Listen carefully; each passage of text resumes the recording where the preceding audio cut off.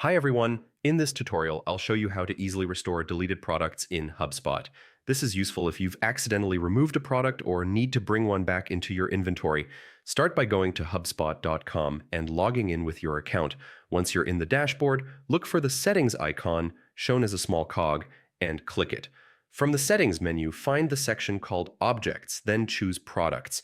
This will take you into the product library, which acts like a catalog for all your products, including any that have been deleted.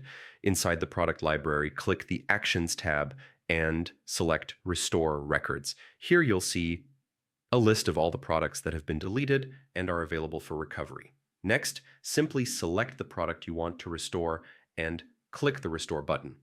HubSpot will reinstate the product back into your inventory, keeping your data complete and up to date. And that's it. Restoring deleted products in HubSpot is quick and straightforward. Managing your deleted items helps ensure your product data stays accurate so you can keep your business running smoothly.